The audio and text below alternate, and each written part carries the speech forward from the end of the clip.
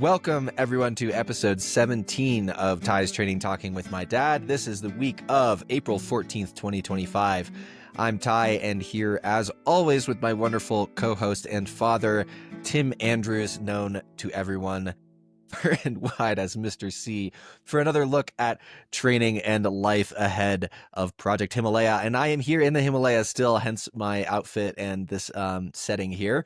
And it's a little chilly, but it's been a great week, a big week. I've got a little bit of a kumbu cough, as we call it, a little bit of a sore throat. So pardon me if I have to deal with that.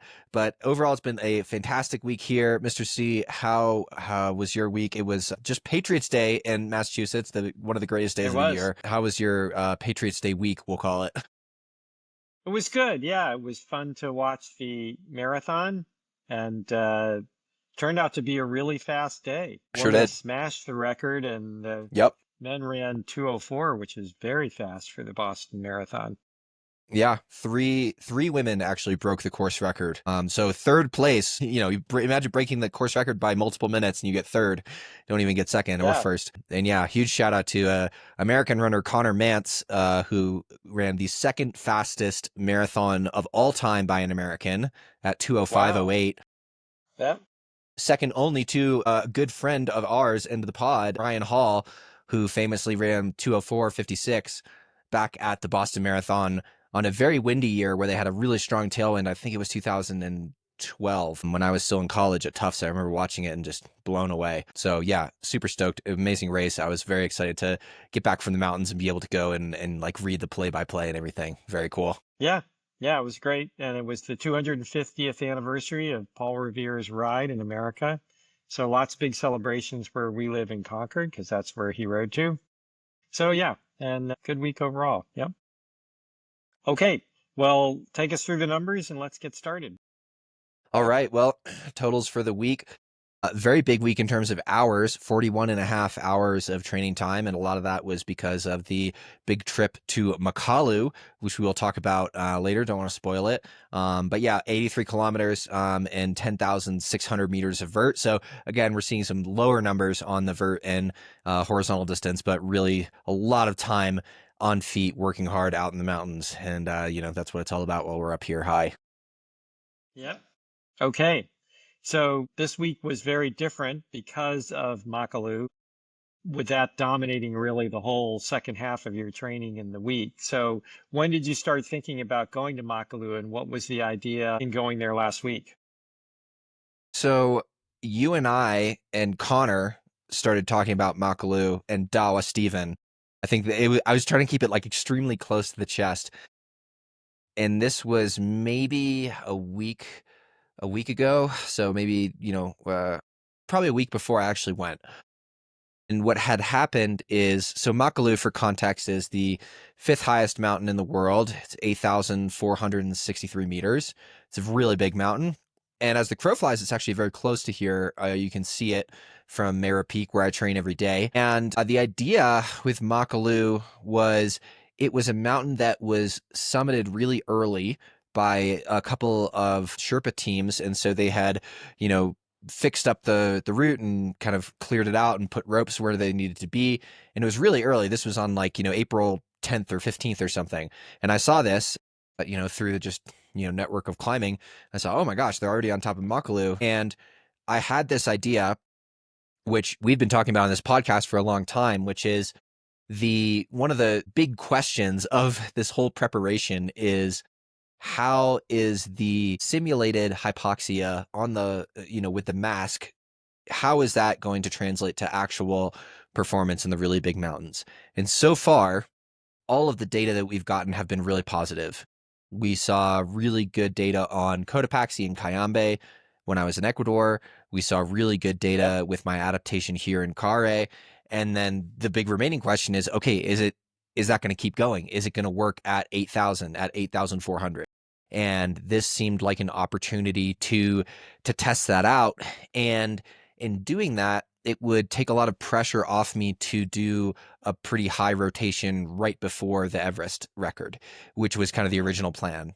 Was we would go through the ice fall once, go up to maybe 8,000 meters, come back down, rest, for 3, 5, 7 days, and then go do the record. And I thought, okay, well, if it feels like this is really working well and we have proof of it on an actual big mountain, then maybe we can skip that. That takes a bunch of pressure off, and you don't have to go through the ice fall again. And we've talked about the Kumbu ice fall and how scary it is. And that seemed like it would be a very, very useful data point. So that was really how it came about. It was less about, oh, I want to go break a record, which though obviously I always do, like that's great. But it was less, that was a secondary goal. It was more about, okay, can we really go get the data that we need to make this decision when we're thinking about really that last 1 week or so before the Everest expedition, and taking some of the strain off of that week. Huh? Okay, great. And yeah, so that makes a lot of sense, especially avoiding going through the Khumbu Ice Falls and avoiding a big 8,000-meter day pretty Yeah. close to the time you're going to attempt the record on Everest. Yeah. And if you can like see me and like hear my voice, you can tell like, it's now been, excuse me, it's been like 3 days since I got down from Makalu, and I still feel pretty beat up. So that was also a really nice reminder of like, yeah, like going to 8,000 just a few days before trying to go to the summit is a pretty tall order, because I feel pretty bad still. Yep. And I've been taking it really easy Yep. since And I'm then. reminded of the first time you tried to summit Manaslu and you had that problem where Exactly. you had gone to the summit just a few days before it and it really took too Yep. much out of you. Yeah. Yeah. Okay. All right. Well, we'll come back to that, but let's start at the beginning of the week. So Monday, you had this strange experience, you said, where you were in a pretty much a complete whiteout going up the mountain. And to quote, you Yeah. said it was like moving in a dream, very, very surreal. Can you talk me through what it was like, that sensory experience, and how do you stay oriented when you're in a whiteout and all your visual references are gone? Yeah, it was really odd. I have never experienced such an extreme sense of disorientation in a whiteout like that. For context, I was on the glacier, and I was not that high up the mountain. I don't know, 5,600 meters, but it was snowing, and it was really dense fog, and there were no footprints because they'd all been filled in by the snow. So all I could see were my own like legs and arms. So I could see my poles and my feet going into the snow and making these new snow prints. But when I looked in front of me, I literally couldn't see, I couldn't distinguish anything. And there was no horizon, there was no sky, there was no ground. Everything was just white. It was the weirdest experience. And so, like, I was walking and I could tell because I can feel my movement. I'm going forward, I'm going uphill, but there's absolutely no, like, unless again I look at the ground and I see my own footprints, there's nothing on like in my vision, in my field of vision, that's actually showing me that I'm moving at all. It was so weird. It's like the strangest thing I've ever experienced. Yeah, yeah. But It you was like still being felt in the safe Matrix in or terms something. of, yeah, but you still felt safe in terms of going up the mountain in that condition? Yeah, because, I know that there's nothing scary in that terrain. There's like no crevasses or anything like in that section. Mm-hmm. And it wasn't snowing hard enough that I wouldn't be able to follow my own footprints and go back down. So I did eventually turn around, mostly because I got up to the part where there are crevasses and stuff, and when the visibility is that low, it's like, okay, no thanks. But up to there, it was just like it was honestly just really, really weird. It was one of the strangest experiences I've ever had in my life. It's also the only thing I can compare it to actually is running in the dark. So I've had that experience a couple times where I'm in a race or something or an FKT overnight, and I'm on like a really flat, easy piece of trail or road, and it's super dark and there's no moon, and I turn my headlamp off and you're just running. And again, so you have this sense of motion, but your eyes have it's completely dark. There's nothing that they can pick up in Wow. terms of placing yourself, or like in a really dark tunnel. That's another, there's one in Ecuador on the Chaquinyan Trail where you go through this old train tunnel, and even in the middle of the day it's completely pitch black. There's absolutely no light in there, and it's the same thing. You can feel, okay, I'm running, I know I'm going forward, but I have absolutely no cues from my vision that I'm going forward. It's a really, really trippy experience. Yeah, yeah. So maybe those other experiences helped you a little bit to be more relaxed when you were going through it on Meru the other day. Interesting. Yes, and I'm glad to hear as your father that you turned around when you got to the crevasses. Yep, not looking to get killed. Good, good judgment.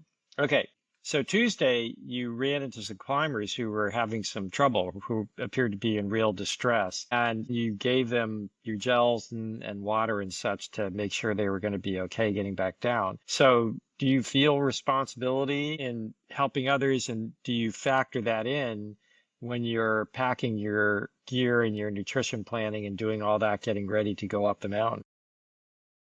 Yeah, for sure. I mean, I think that, it's the same thing on Ruku Pichincha. When I'm on a mountain that I know really well, I definitely feel a sense of, you know, this is a place that's really comfortable to me. And I also know that it's a place where other people might be pushing their limits and could get into trouble. So I always carry extra stuff on kind of just normal training days.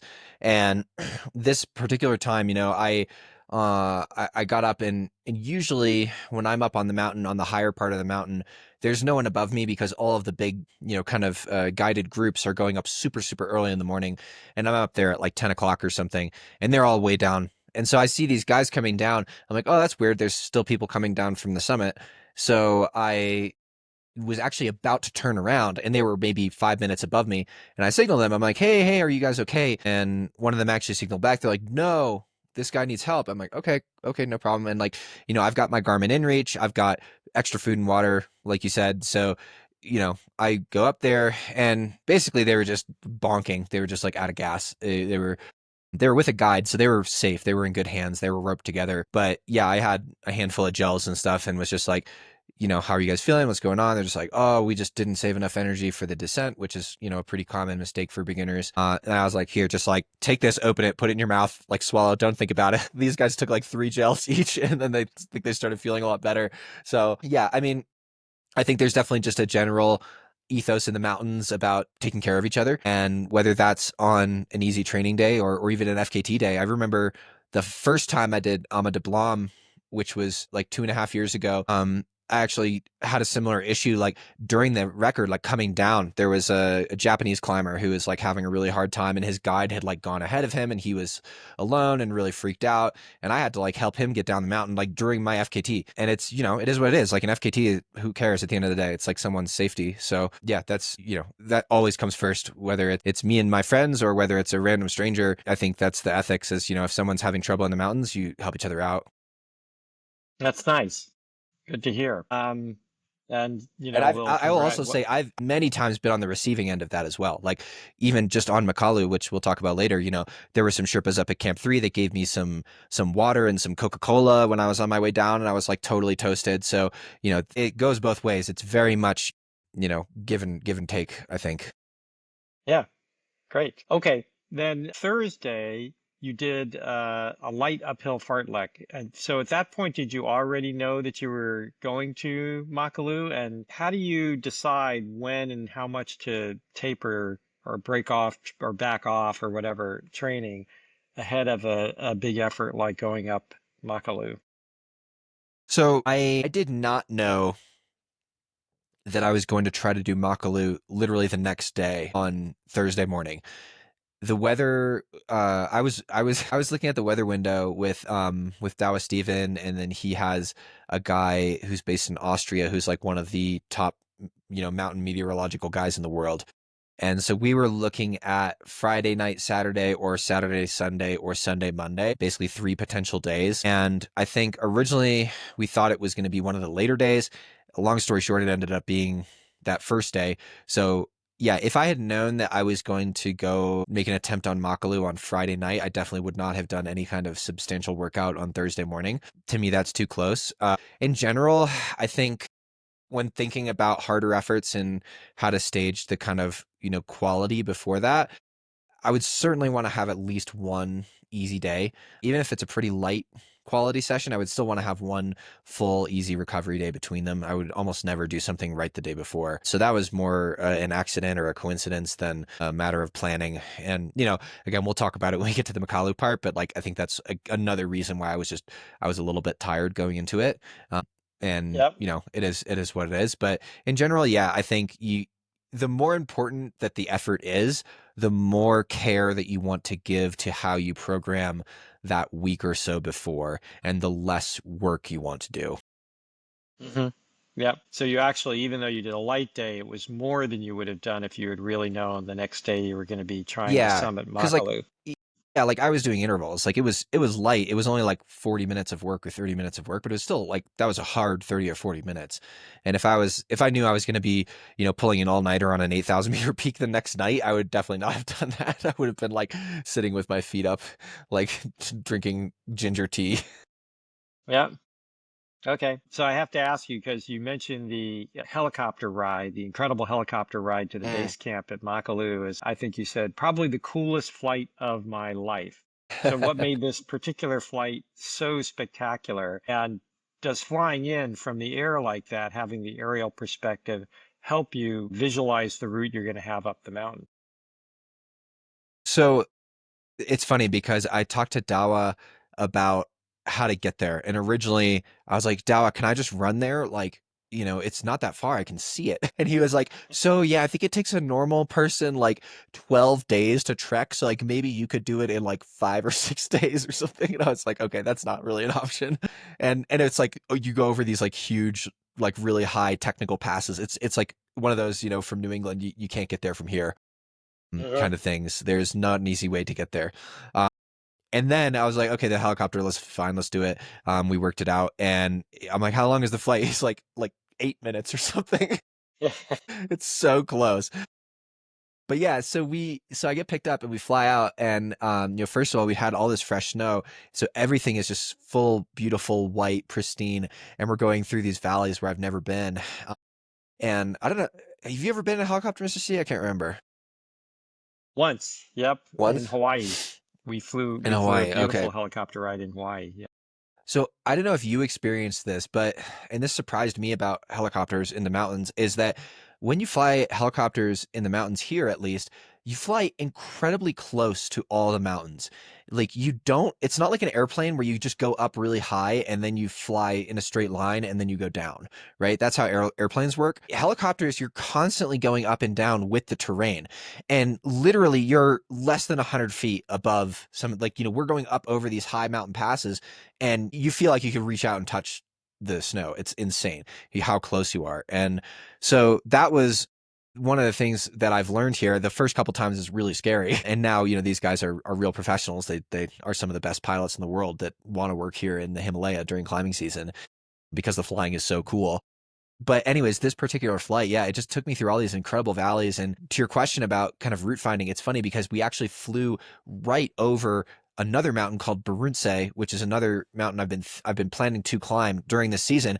And so I actually was able to get like a bunch of really good pictures of the route, like from super close up from above, because we flew right over the climbing route. And I was like, oh, perfect. I can like see exactly everything. Here's where the crevasses are. So in that sense, yeah, it can be incredibly helpful. And then even flying into Makalu, we didn't fly over the Makalu climbing route, but I can get a very good sense just from looking from the air of how much snow is up there, like where the snow line is, whether it looks like it's more snow or more ice, things like that, that you really wouldn't be able to get any other way unless you're maybe on top of another mountain. So it's both like an incredibly beautiful and special experience, as well as, yeah, it can definitely be pragmatically really helpful in terms of just looking at the mountains.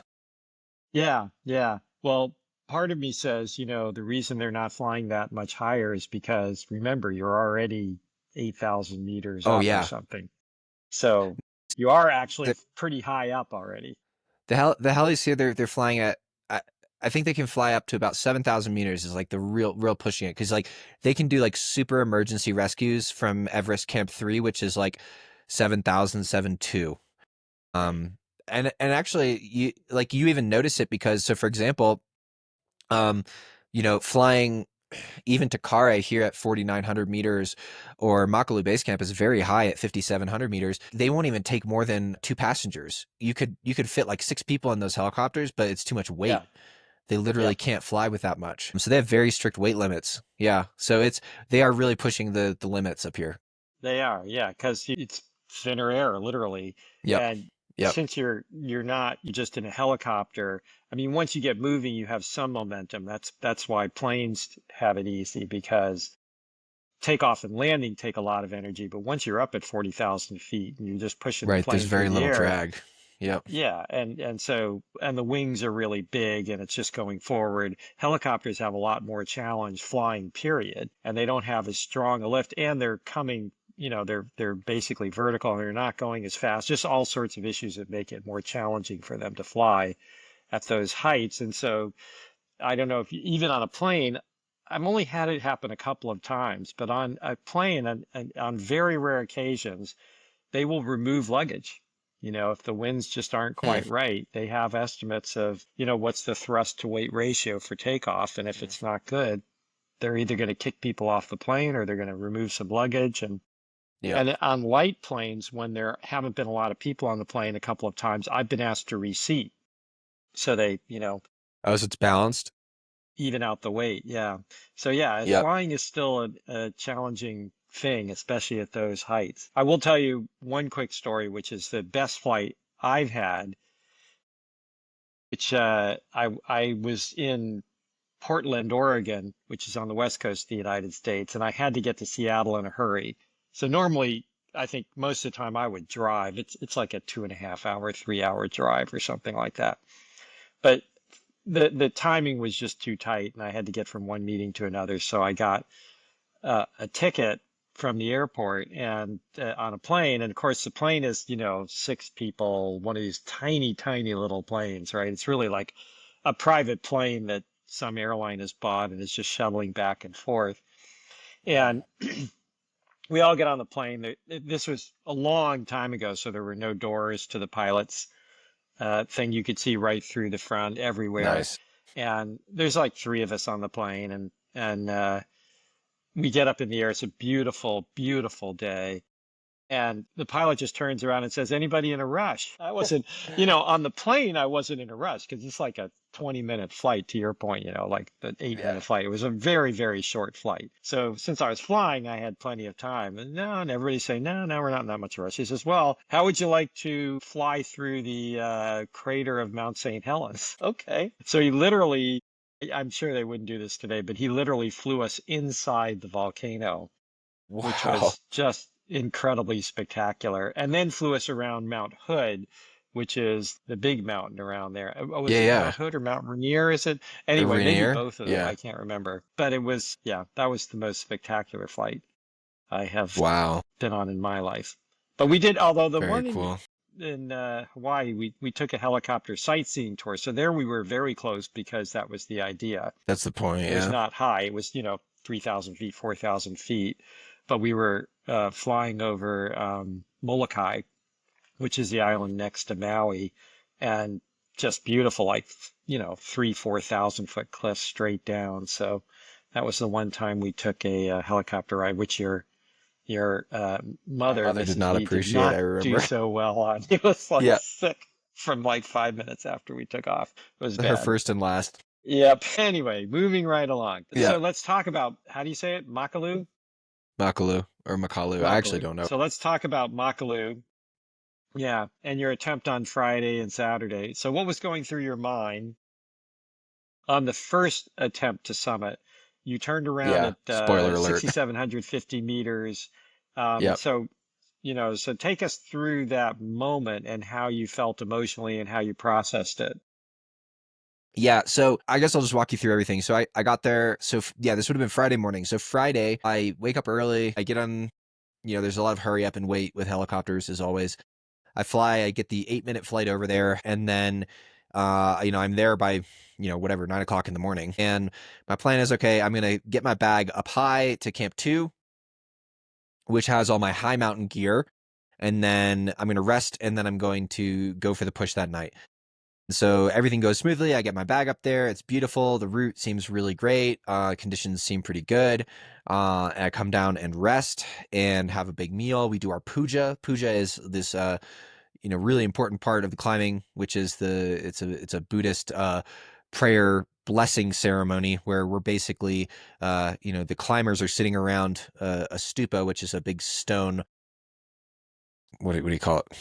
Like a mound essentially, where they mount a big pole and then they string those prayer flags that you've seen, the colorful Yep. ones that say Om Mani Padme Om on them. And we have a Buddhist Lama there who is reading some Tibetan prayers and basically asking the mountain to grant us safe passage, to forgive us for, the damage that our, crampons will make in the snow and ice and rock and things like that. So it's an important part of the process for me, I think, and for a lot of local people and a lot of the climbers as well. So we had that. So by that time, it's like, I don't know, 4 o'clock in the afternoon, and I'm going to get up at 10 p.m. and leave. So I lie down for a few hours and just kind of like toss and turn. And then I get up and like we've talked a lot of times, one of my, I think, greatest athlete superpowers is self-deception. And I can lie to myself and say, okay, now it's a new day and I had a great night's sleep. And I get up and I have a lot of caffeine. And, I'm even able to call you guys that night on the Starlink Yep. before I head up. And, all the vibes are good. Weather looks good. And I head up. And again, so I basically go right back up to Camp 2 where I had left my bag and do this big gear change. And I like barely make it any higher than that. I walk like another 100 or 200 meters. And long story short is just there had been some fresh snow in that 12 hours or so since I'd been there before. And the route is just completely buried. Like I can't figure out where I'm going. It's super dark. There's like the moon had just risen. And I remember it was really confusing because I kept thinking I was seeing the lights of people coming down the route. And I was like, this is great. I'll just wait for a while because when these guys come down, then I'll have their footprints to follow back up.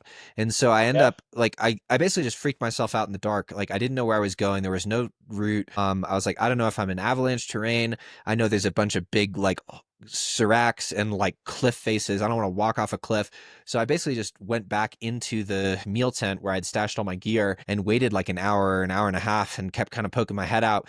And then what I realized was what I thought were headlights of people coming down was actually just the reflection of the moon on the glacier. It was just like Yeah. moonlight on the ice. Because I was like, man, those Yep. people are not moving. What the hell? And Yeah. then Very I was slow. like, after like an hour, and it was the exact same. I was like, oh no, it's just moonlight, isn't it? I'm an idiot. So long story short, like at that point, I had really just lost too much time and I didn't really feel comfortable going up. And I knew that there was a big team that was going for the summit that night as well, which would have been really convenient to be able to follow them. But I also knew, okay, that means they'll be coming down, this morning at some point.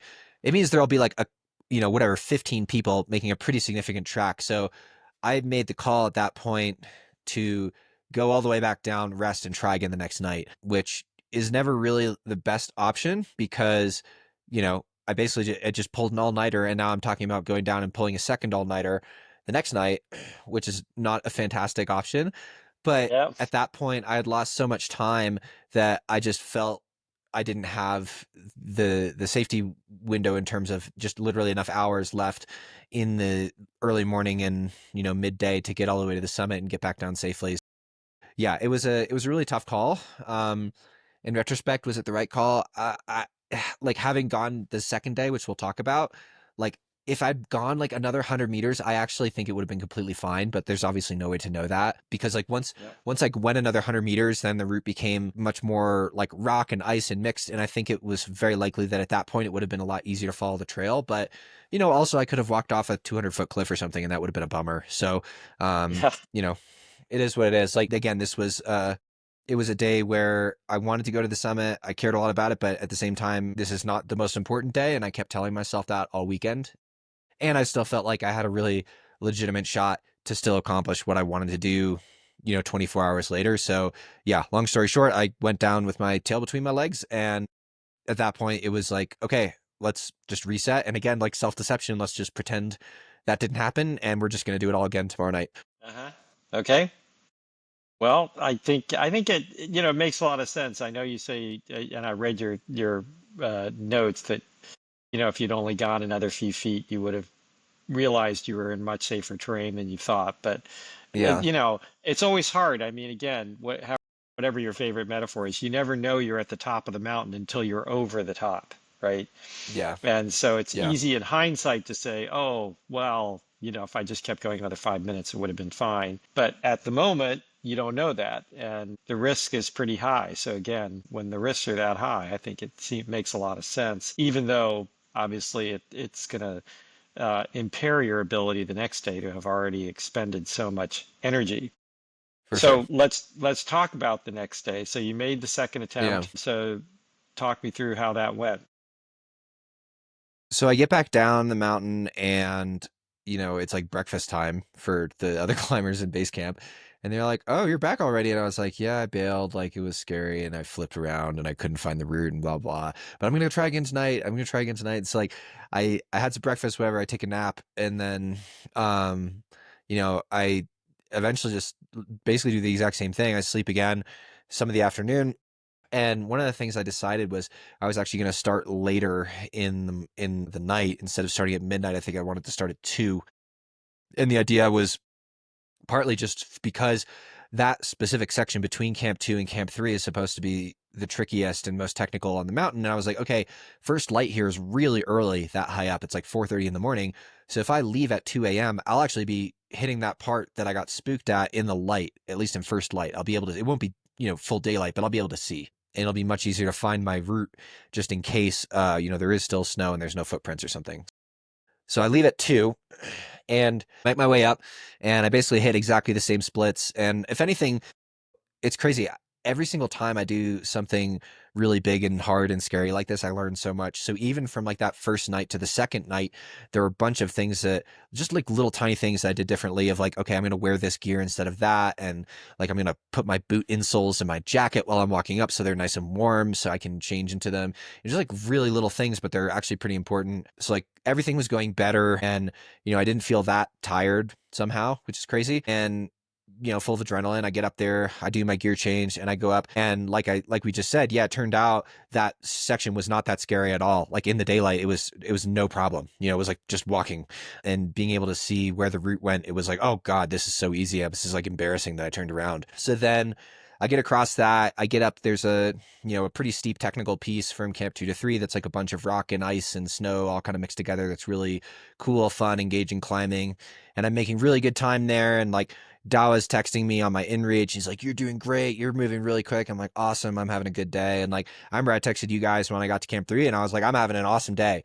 And, Yep. it's this funny feeling. And I remember having this thought process. It was like so meta. I was like thinking about having the thought where, you know, at that point at Camp 3, you're most of the way up the mountain, but you're about halfway done in terms of time. And I was like, okay, I'm like halfway there. And like, this is probably going to be one of those like career defining days. Like, this is going to be one of those days that people talk about when they talk about my name and my accomplishments. But I'm only halfway there and I still have to go do the second half. But it's like everything is going so well up to now that the odds are that like this is going to go really, really well, but it's not done yet. So it's like part of you is like celebrating because you've set yourself up really well for this incredible thing. You're like, oh yeah, I'm so stoked. But then also it's really daunting because it's like, oh, you've still got the second half, and that's the harder half. Like that's like you have all of the really, really hard work left to do. Yep. And so like I kind of set off from Camp 3 with that in mind of like, okay, I'm pretty sure this is going to go really, really well. And also this is going to be really, really hard for like many more hours. And so that was how I left Camp 3. And then, you know, I guess backing up a second for like one more piece of context, I remember having a conversation with Connor when I was talking like with you and him and Dawa about whether I should do this. And one of his kind of, judgment questions was like, okay, you know, to make sure that you're really doing this for the right reasons. Let's say that you got in a situation where you felt like you got the data that you needed and you were on pace to break the record, but it was like going to be just too hard of a day, or it was going to maybe risk weather and put you in danger to actually go do it, and you had to turn around a few hundred meters below the summit.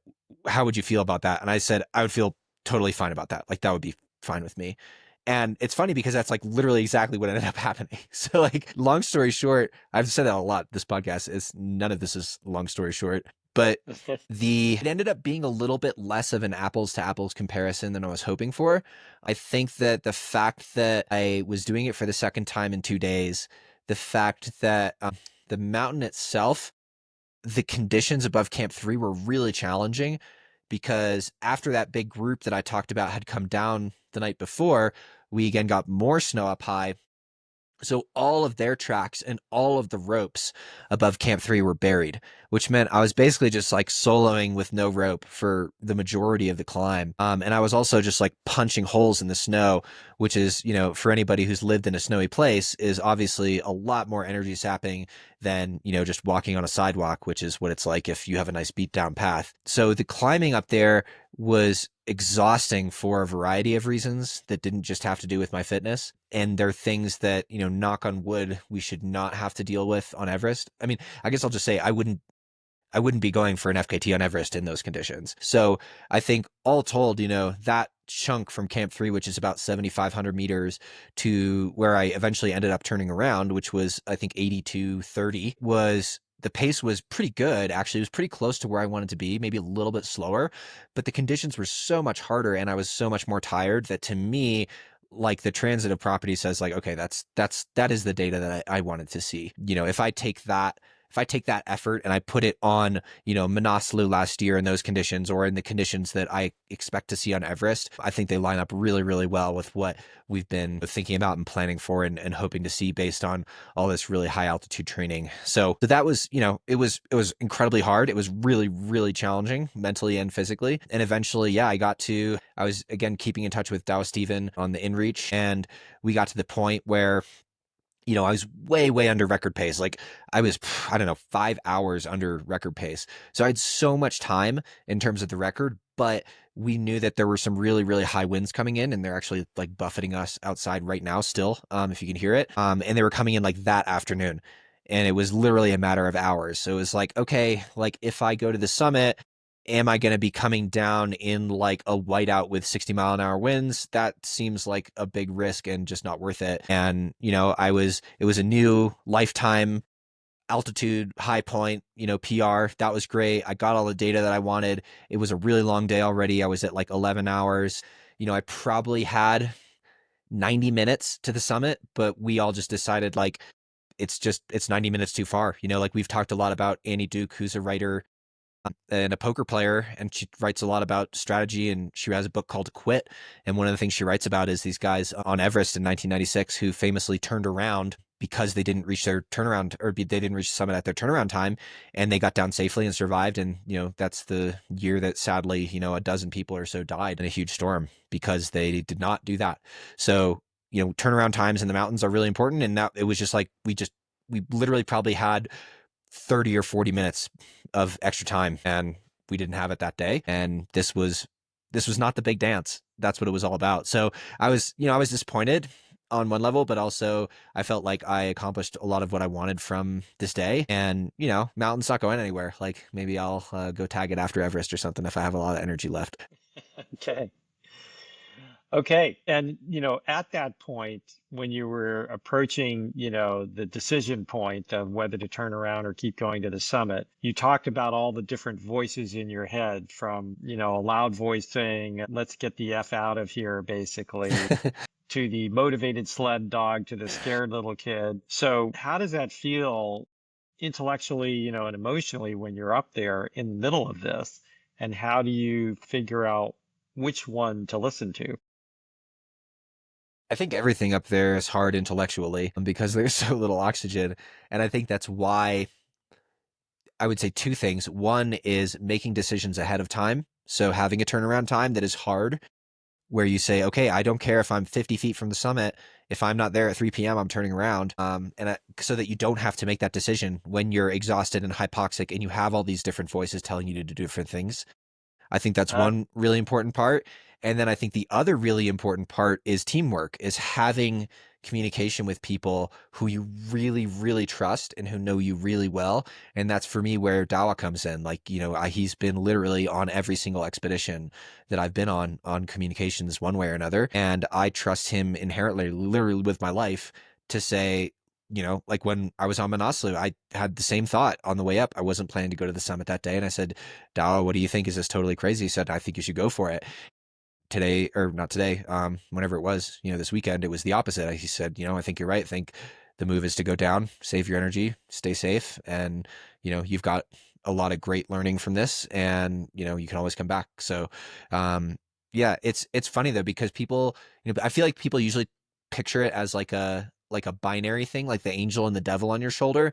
And for me, it really Uh-huh. is. It's like a whole cacophony of different voices. Like there is very much the super rational person who's like, okay, yeah, no problem. Like I am totally cognizant and I understand. Here are the risks. Here's what time I should turn around. Blah blah blah. And then at the same time, you have like the athlete that's like, oh, I'm all about pushing my limits and I'm so close and this is going to be really exciting. And then there's like the external kind of like ego driven guy that's like, oh, what's every good, what are your friends and family going to think? What are your fans going to think? Like, so there's really, I feel like there's like 4 or 5 or 6 different voices that are kind of shouting at you, especially when you're in such a hypoxic state and you're so close to something that is objectively really cool and special. And that's why it's so important to have those things that are the more decisions that you can make ahead of time, and also having people in your corner who you really, really trust and having some way to have them involved in the decision making process up high. Okay, yeah, and that's interesting because, um, I've been in technology and in AI in particular for a long time, and in the old days of AI, back in the 70s and 80s, in fact, the guy who's called the father of AI is called Marvin Minsky. He founded the AI lab at MIT, and Marvin wrote a book back then called The Society of Mind, which is Hmm. still one of the best books I think ever written about cognitive science. And this is sort of what he said is, we have this tendency to think that we have a unified mind, that, there's this thing in charge and that's what's making our decisions. Or at best, as you said, we have this kind of binary. People tend to be binary, right? Well, it's A or it's B, it's left or it's right, it's good or it's bad. But in fact, he said it's probably more accurate to say there is a society that's more like a Senate that's voting all the time. And it's not always a fair process and it's not always a rational process, but there's all these different little agents sticking up their hand and saying, just like you're saying, oh, go down, oh, go up. Oh, people will be, unhappy if you don't Right. make the summit. And, oh, so all these different things are going on, but a lot of it is subconscious. So you're never even aware of it. But in your case, and in cases like this, I think when people are under a lot of stress, the voices tend to float up and you hear these kind of stories a lot of all these different ideas coming through. So interesting. And as you said, probably with hypoxia, you're a little more labile. That is, your emotions and your thoughts that get to the surface from your subconscious more easily. Yeah. Okay, so you said a couple of times you learned a ton on this trip. You made a long list that you included in your notes of things that went well and things that didn't go so well. And so let's take a step back. Do you see this trip as a success? We'll be binary again. Was it good or was it Yeah. bad? And second, of those things that you noted in your notes, both good and bad, what do you think were the most important ones? In terms of success, I mean, I'll go back to, my conversation with you and Connor and Dawa at the very beginning is, okay, what was the goal of the trip? The goal of the trip was to gain experience over 8,000 meters and see how my current training setup has prepared me, and see if we feel like that is appropriate enough that basically we can just rely on that for our really high altitude acclimatization for the rest of the preparation here. And so from that perspective, I would say 100% yes. Absolutely. I mean, the fact that I was, you know, like I said, I was like 5 hours ahead of record pace on this mountain on a day where I was completely exhausted in terrible conditions. Sure, that tells me I'm exactly where I need to be. I think that was a huge success. And also I think that I learned a tremendous amount. We talked about this like when I did that really big day on Cotopaxi, the idea of making mistakes in practice so that you don't make them on the day that actually matters. And I feel like I made so many mistakes this weekend and it still went pretty well. And now I have this really long list of things, like you said, that are, things that didn't necessarily go well. But with all of those things I wrote down, I literally jotted those down like while I was tossing and turning the night after I got back from 8,000 and was back at base camp. And I was jotting down, okay, what didn't go well? And then I went back and revisited that list, yesterday or today. And for each of those items that didn't go well, I wrote, okay, like now what can we do to address that for next time? Like what can we do differently? So I think that was really, really important as well. So not only I think was it a success in terms of learning about how my acclimatization and training and all that stuff is going, but also just really ironing out the last wrinkles, hopefully, and coming up with some adjustments, let's say, and little things going forward. And I guess, yeah, in terms of the second part of the question, which was basically, um, which of those things is the most important in terms of things that went well and things that didn't go well. Let's see. I think in terms of things that went well, I think my ability to rebound from the first night and like not get freaked out by that, and then go and give it a really really solid go the second night and salvage. Like if I had just gone home, not home but like home to Kare after that, and had only gone to 6750 and like expended all this money and time and energy to get over there, like that would have been really disappointing, I think, because I wouldn't have really gained anything from that. um and so I think being able to get down, not letting myself get too shaken up and go back up, I think that was really really good. I was proud of myself for that. In terms of the most important things that didn't go well, I wrote about this, and it's hard to describe if you've never been up there, but it's really hard to get into a good rhythm of movement above, let's say, like maybe 7,800 meters for me at least.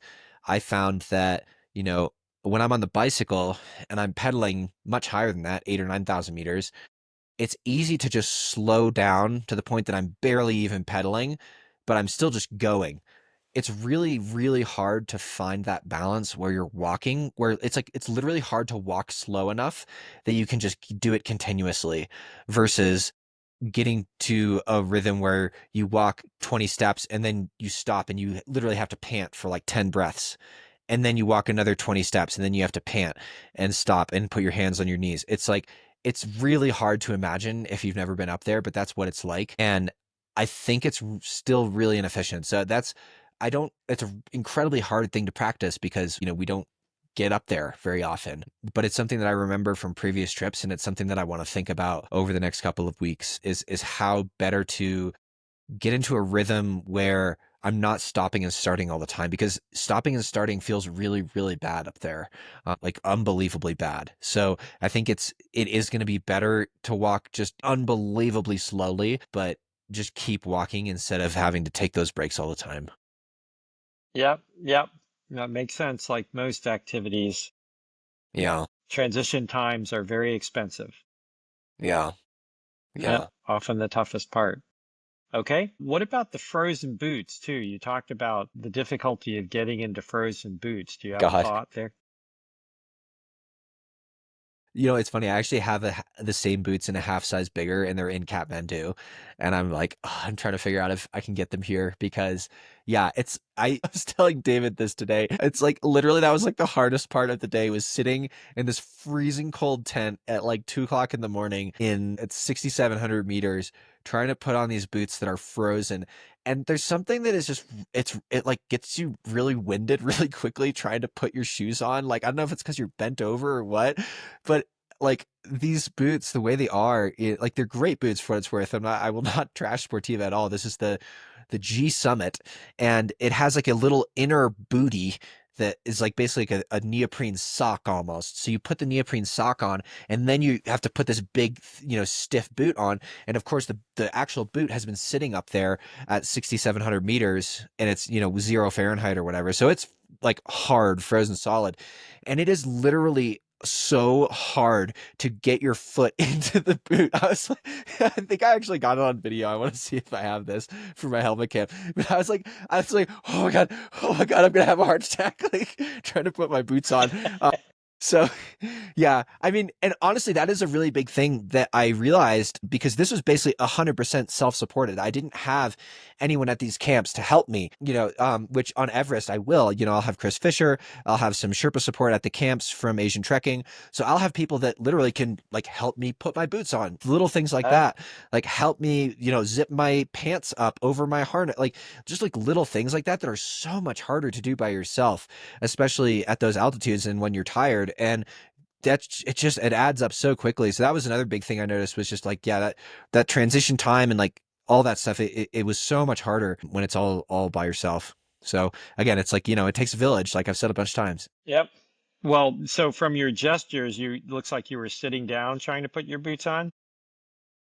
I was sitting kind of on like a little stool almost, and then I had like a wall of snow across from me that I was like pushing onto with the boot. So I was like kind of like Hmm. creating a pressure system Yeah. that way. Yeah. Well, as an official older person, And it gets harder and harder to get your shoes on and off as you get older, just because you don't stretch as well. Standing up, gravity helps a lot. I think I Stand up and tried that and I don't think it did you? was working though. It's just like they're Doesn't, just really tight. They're really, really yeah, it's just tight. probably When they're hard. May and when not they're help. so cold, they get really stiff is the Yeah. problem. Yeah. Yeah. And there's no way to keep them warm. Yeah. Yeah. Okay. All right. Okay. So a huge week, with its ups and downs and highs and lows. So take us through any adjustments you're planning to make over the next few weeks before you get to Everest. Gosh, I mean, yeah, I have that whole list, which, people can go read. In terms of like, I mean, the biggest adjustment I would say is, I'm cutting out a rotation up to 8,000 meters. And that was the whole point of this. So I will not go through the icefall like more than, one round trip time, which will be for the record. My plan now is to stay in car A until the last possible minute. You and I were talking about this offline right before we started recording, and basically keep an eye on the weather window, keep an eye on how high the ropes are getting fixed. We just learned today, April 23rd, that they have fixed to Camp 3, which is a great sign. It's really, really good news. And, once they get to Camp 4, then usually they go down and rest and they wait for a summit window. And so then it's really everybody is looking at the same forecasts and seeing, okay, if the summit fixing team is going to go on the 10th, okay, we kind of keep an eye out, like, or keep our ear to the street, so to speak. And, then we'll follow right behind them is the idea. And now, instead of maybe flying in a week before, I'm going to fly in a couple days before to Everest Base Huh? Camp. So I would say Hmm. that's the biggest adjustment. Other things, I won't go through the entire list, but I'd say the important things, I want to start training with a little bit more weight in my pack. My pack definitely felt heavier than I expected. And also like I have some ankle weights that I'll put on, just to kind of get used to the sensation of having heavier boots on. I'll probably even use the heavier boots a couple more times just to get used to those. And then the other really big thing that I talked about is I have this, it's basically a respirator mask and it heats the air that goes into your lungs. And one of the things I found is my lungs get really irritated and my throat gets really irritated breathing this super, super cold air up really high. And so I had that mask with me on Makalu and it felt uncomfortable. It felt like I was a little bit suffocating and I just need to get used to it, I think. So I'll wear that on some training days. But otherwise, I think it's really just about recovering well from this. I've taken 3 really, really light days and try and kind of ease back into training. And then, we've got 2 or 3 more weeks probably, and just kind of getting back into that car A groove and, staying fit, staying healthy, staying out of trouble. Okay, I'm curious to see this respirator mask. Do you have it Oh, you want to handy? see it? Yeah. Yeah, it's right here. It's a very like simple device. It's it's literally just like a piece of like neoprene with this little filter on it. So it looks like this. Sorry for Yeah, it does our look like audio a listeners. respirator mask, It's yeah, it's basically it looks kind of like like a what people wear when they're like what painting and stuff. yeah, exactly. Like would you wear like spray painting a wall or something? And then it has a flat filter on the front. And there's actually like 3 or 4 of these that you can swap out. And basically it's inversely proportional between how much it heats the air and how easy it is to breathe. So Yeah, the harder it is to pull the air through the filter, the more friction it's creating, the more it warms the air. right. So yeah, that's Which of course is a complication if you're already at 8,000 meters and you're struggling to breathe right. at all. So this one is actually pretty loose. It's pretty easy to breathe out of. This is I think the easiest one, but it's still I noticed a really big difference because the other thing that happens is you breathe out and you heat it up like even just the small amount of Right, space inside the right. mask. It's not totally airtight like a KN95 or something, but it's enough that the difference between the air in your body and the air outside at 8,300 meters is pretty significant. It does make a big difference. Yeah, hopefully that'll be make a difference next time as well. Yeah, and even if you keep it on sometime and take it off, if your breath gets too short, Yep. you'll be exposed less to that Yep. harsh mountain air. Exactly. Okay. Well, anything else you want to add? No, I think that's it. I mean, it's been a big week here, good week, learned a lot, and now excited to get into this last couple week push until the big dance. All right, then Awesome. we'll go into the cool down. All right, let's pause it and we'll come back for the cool down. So today, appropriately, we're going to talk about mental performance in the big mountains, where we're talking about really big mountains like 6,000 meters, 8,000 meters and up. So we've talked a lot about mental performance over the course of these podcasts. How does your mental strategy differ when you start getting up into these really high altitudes, 7,000 meters, 8,000 meters, versus, running the Boston Marathon or a trail race or something that's much closer to sea level? I think the really big difference with super high altitude stuff, and here I'm talking about like 8,000, maybe 7,000 meters plus, is that altitude is kind of the great equalizer in terms of physicality, in the sense that, you know, if I am moving really fast at 8,000 meters, I'm going up 200 meters per hour, which is really, really slow. That is like the slowest walk you can imagine, you know? Yeah. And so objectively, physical fitness, well, not physical fitness, but physical, like literal physical movement is not the limiting factor. Basically, by definition, the limiting factor is your mind, is above your shoulders. And my personal experience is the voice telling you this sucks, we should go down, is incredibly loud at that altitude. So much more so than in, a track race or a road race or a trail race or even a mountain, like doing something like Ruku Pichincha in Quito that's, 4,000 meters. It's just a totally different sensation. And so I think to me, the really big difference is, you can do all of the training that you want in the world, but if you're not ready to answer that really loud voice that says, this sucks, we should go down, like constantly for many hours, like every second, then you're going to have a really bad time or you're just going to go down like as soon as it starts to get hard. Whereas I think that Uh, most of us are just better at tolerating that kind of discomfort and that central governor or whatever it is that is saying, oh, maybe we should stop this or maybe we should slow down in a marathon or something like that. We do that much more in training. Whereas, kind of by definition, you just don't get the chance to practice that sensation of being at 8,000 meters and that mental fatigue that comes with being up there that long. And so I think that really is the crux of really high mountaineering, is just being able to tolerate your own mind. uh-huh. Okay. So that's important and something that we talked about a little bit even during the regular podcast, and leads to sort of this next question. And, I guess also just backing off for a second, that makes a lot of sense because you are, in fact, your body's probably telling you, I don't have enough oxygen right now. Right. This is really a bad idea. So Yeah, it they may be call it the death shaping it zone in. for a reason. Exactly. Yeah, it's a survival instinct, and they tend to get loud and strong over time and saying, "Yeah, I'm just not getting enough oxygen. You need to stop doing this right away." Right. Right. Okay, so we talked a little bit during the first part of the podcast about the voices in your head as you're nearing these critical decision times on Makalu. Hmm. How do you determine which voice to trust? We talked a little bit about that. Yeah. And has this changed over the course of your career as you've gained more experience in these high altitude environments? Yeah, absolutely. It's changed. I think originally my first trips to the mountains, I was definitely more cautious. I mean, I still think of myself as a pretty cautious climber, but as you get more experienced, you start to recognize when the voice that is saying, "Hey, this sucks, let's go down," or "Hey, this is too scary, let's go down," is really maybe a little too conservative, And like when you can kind of push through that.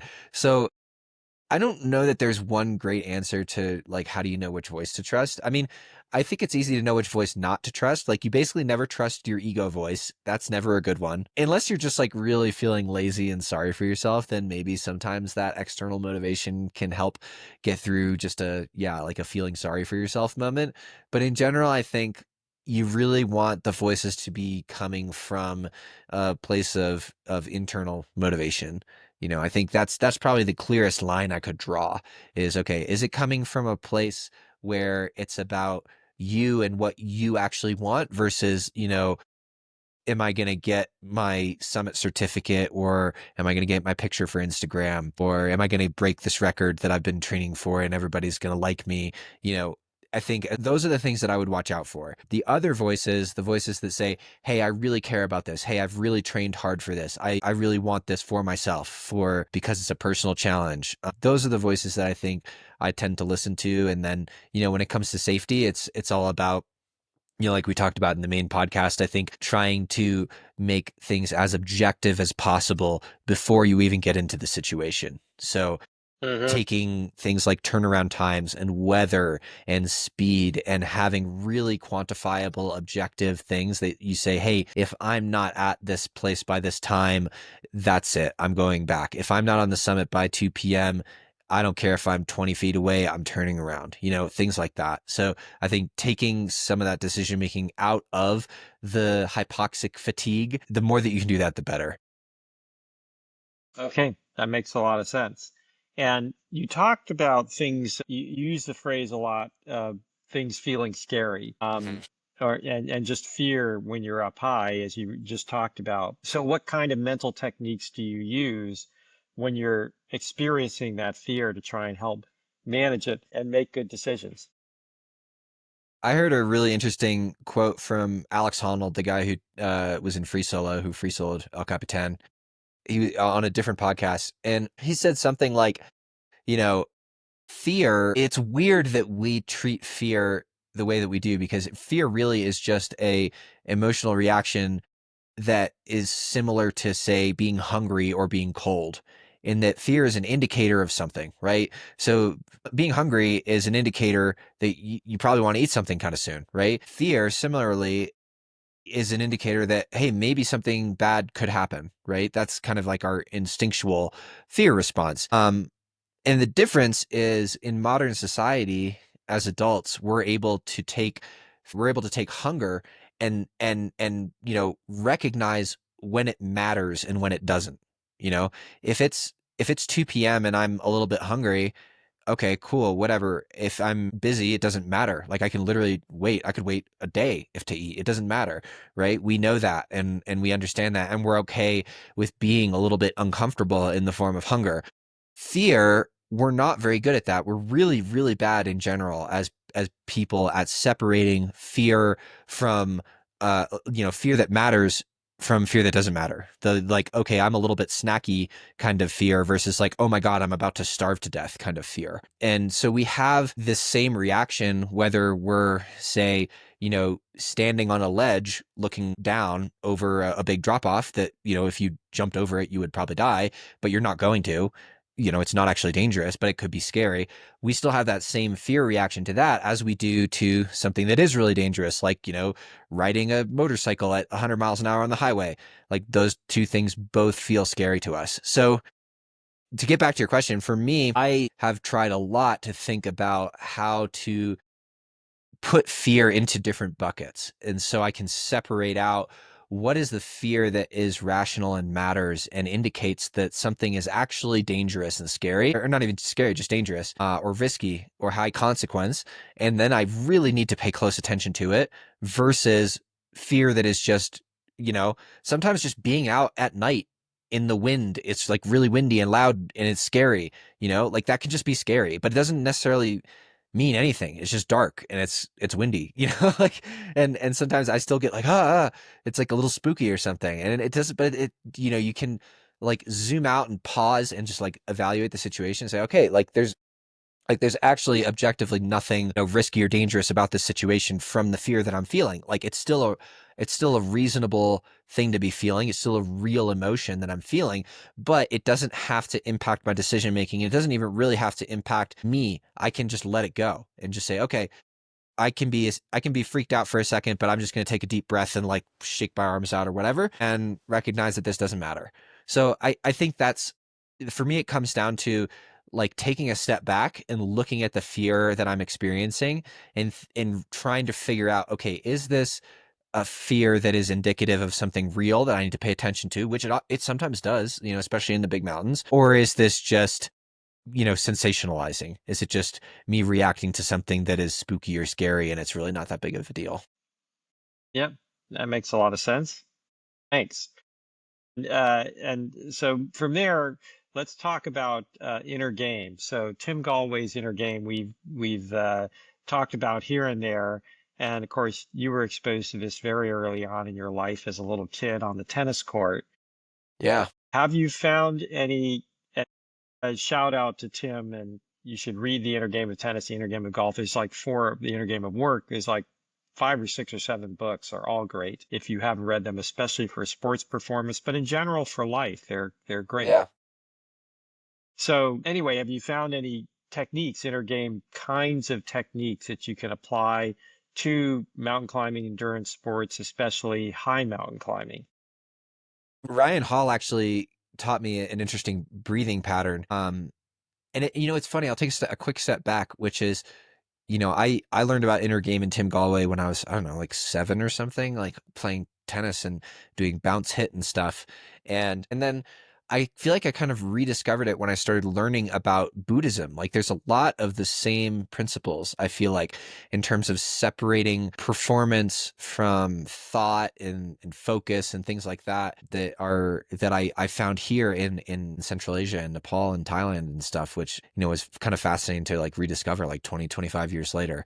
Um, and so I kind of reconnected with it. And anyway, so yeah, Ryan taught me this breathing technique where basically you breathe in on a certain word and then you breathe out on a certain word, and that's it. Like that's the whole thing. That's all you do is you just focus on that, and you say the same word when you breathe in, and you say the same word when you breathe out, and it's this old Buddhist thing. And I was doing that. He was like, "You should just try this. Go do it." Well, we were doing Cotopaxi laps that night in Ecuador, and I did that. And I was going up, and I was like, "This is bounce hit. This is exactly the same thing." And for context for our listeners, so bounce hit is this idea when you're teaching someone tennis that instead of telling them that you're going to play tennis, instead of focusing on the shot and where you're going to hit the shot, especially with little kids, you just tell them to say the word bounce when the ball bounces on the court, and you say hit when you hit it with the racket, and you try to be as precise as possible. And basically what you're doing is you're moving the focus from something that is pretty hard to control, which is where the ball is going, to something that's pretty easy to control, which is, can I say the word when the ball bounces on the court?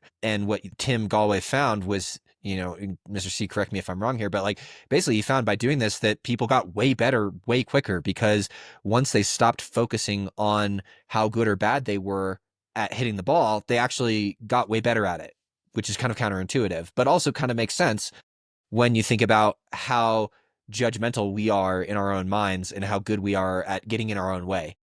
And so this is yeah, I think the closest thing I've found to something inner game, and I've used this a lot over the last couple of months, and I'm very grateful to Ryan for teaching it to me, because it is really a way of that exact same thing of separating everything else, because there's there's no time to think about the pace and where I am and blah blah blah. So especially if I'm on just like a long, boring slope and I'm just, breathing in, breathing out, and just focusing on that breathing, that's the only thing I'm thinking about. It does allow me to separate myself a little bit from my judgment, from my performance, get my head out of my head a little bit. And I found that to be really helpful. Yeah. Yeah. Yeah, that's an excellent insight. And in fact, um, I'll say a couple of things. My other dear friend, Alan Kay, the way he summed up inner game was in a couple of ways. He said, here's the challenge, especially in a lot of things, but especially in sports. The part of you that does the sport can't talk, but the part of you that talks always wants to be in control. That sounds about So a right. lot of so inner game, what Tim says is about removing interference, that people are capable of much more than they can even possibly believe, but that capability is impeded by interference. Mm. And a lot of the interference is mental interference. Oh, I can't do this. Oh, I'm the worst tennis player ever. Oh, I'm, whatever your little voices were, I need to turn around. This is terrible. Yeah. And if you can silence those voices, then you can suddenly release the capability that's already there. And that's a lot of what Buddhism and meditation is actually about, as well as quieting the mind and Right. getting these interferences, if you will, out of the way of being present, being actually connected to the world you're actually in. And that was, in fact, Tim actually, I believe, spent time in India in meditation and things like that. So another way to think about it that Alan used to say is, the other way of thinking about it is that you don't have to get all the way to Buddhist enlightenment. that even these kind of much, much more straightforward and simpler techniques, breathing in and out on a word and saying bounce hit when you're on the court, are forms of meditative practice. You're not going Yep. to get all the way to Zen meditation, but they're hugely powerful in just getting you to be able to perform in the moment to the potential that you have inside of you. So as usual, most people get to the right place over time. They get there in very different ways, but it's very much related to meditation and Buddhism. And I studied transcendental meditation in college, and it's very Really? I much the didn't even know Ryan that. Hall. Huh. Yeah, it's very much the Ryan Hall kind of thing. They give you a word, and you basically your whole effort is try and you know, make that word your mantra. That's what they do. They call it a mantra. And you literally just trying to focus totally on your breathing and the mantra. And so you're trying to take everything, empty your mind out basically completely. And that makes you more objective. It prevents these emotional reactions from overriding what you're actually capable of. So really interesting. And yes, shout out to Ryan Hall for his insights as Yeah. well. Okay, moving on. So you mentioned listening to music or audiobooks, and you even talked about listening to movies Yeah. on your climb. How do you decide when to use these soundtracks, if you will? And again, you can think of them inner game wise as a kind of distraction, right? They're quieting Yeah, that part of your exactly. mind that wants to think about how terrible it is out there. Yep. And do you turn them off? And if you turn them off, how do you decide when it's time to turn them off because you really need some focus? Yeah, it's a really interesting question, and it really does depend on the day. Sometimes I end up listening to almost nothing, and then there are days where I'm like listening to something the entire time. So part of it I think is literally just mood, and it's funny when we were talking about inner game stuff, I feel like I've never really thought about it in that context, but it really is about silencing that inner critic sometimes and just literally being a distraction from that. So it's kind of a balance between, is this distracting me from my positive focus on putting out the best effort that I possibly can, while also, the other side of that coin being, is it, distracting me from, a negative voice inside my head that might be interfering with my performance. And so it's really is a day by day thing. I will oftentimes kind of give myself like the first couple hours, especially if something's super long, like a 100-mile race or something like this, where it's, 15, 20 hours.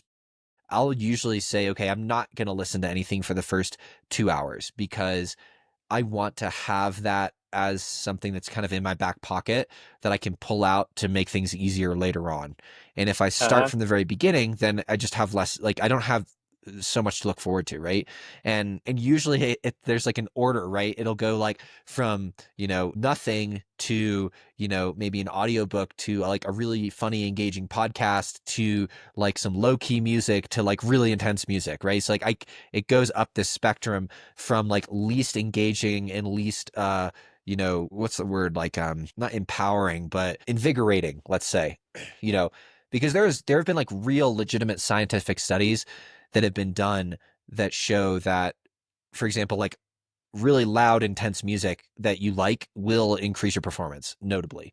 Uh-huh. And so that is something that I always keep in my back pocket as, okay, like once I get to this point or when I really feel like I need it, I'm going to put on, this playlist full of bangers that I really like. And that's kind of always in my back pocket. And sometimes I save that for a really long time. And sometimes I maybe never even need it. And sometimes I need it really early if I'm having a rough day. So it really is just knowing yourself and knowing like what you like to do. And for the record, like I know lots of people. Jim Walmsley is a good example of someone, he does 24-hour races and he never listens to anything during those. And that blows my mind. Like, I'm like, all right, dude, that's next level. Like, good for you, I guess. But like, also, holy shit, that's crazy, man. Like I've done some really long stuff and not listened to it, but it's when I'm in, I don't know, it's like a very special circumstance. If I'm like doing it with other people or in a really beautiful place that I've never been before or something like that where I really want to absorb all of it. But honestly, it is a distraction. And that's the point sometimes, is you are distracting yourself from the discomfort, right? It's like, Right. this is really, really uncomfortable. And if I'm listening to like really sick, upbeat Taylor Swift or whatever, then it feels less terrible because I'm like listening to something upbeat and that makes me feel better. Yep. Yep. Self-deception, once again, a little bit, right? Self-deception. Yeah, that's what it's all about. That's what's the theme of our pod today. Yep. Okay. So, as always, we'll do our public service benefit for our listeners. And so, what advice would you give to anyone to raise their mental game for high altitude endurance performance? Honestly, I think that the kind of mindfulness stuff that we were talking about is the number one thing you can do. Like, I think it was the very first question. The mind is so much more important in high altitude stuff than it is in any other sport that I've ever competed in. Um, and I think that if you really want to be successful, you have to find ways to control, not even control, but be more okay with your mind and how it's going to behave and understand how to deal with all those voices in your head that we talked about and just be aware of those. So I think, the more that you can do like any kind of really mentally hard thing and practice that, obviously, like we talked about, it's really hard to practice anything at 8,000 meters because you just have so few opportunities to go up there. But, like any opportunity that you have to do something where you're in a position to do something that is really uncomfortable and really hard and you still choose to do it. That's what you really want to do. It could literally, like I've heard with like social science studies where they have people hold their hand in a glass of cold water, to simulate pain. It could literally be things like that. It could be, pulling all-nighters. It could be, doing really hard things with endurance sport. It could be running or swimming or biking or whatever it is, but like really getting to that point where your central governor, your brain is telling you, we should really stop this right now. This feels really bad. And yet you still keep going. That's, I think, the most important thing to do. Great. Thanks so much for that. And why don't you read us out from here? All right. Well, thank you guys all for listening. Please, as always, send us any feedback, questions, comments, concerns, hopes, dreams. You can send those to my email, ty@chasky.run, or DM me on Instagram, Tyler C. Andrews. Remember, you can also read my raw training logs with some light annotation. Those are on my blog at tylercandrews.com or Substack, also at Tyler C. Andrews. Ty's Training is a Chasky media production and brought to you by Chasky Endurance Collective, the world's leader in online coaching, travel, and community for endurance athletes. Thanks again for listening, everybody, and we will see you next week. Ciao.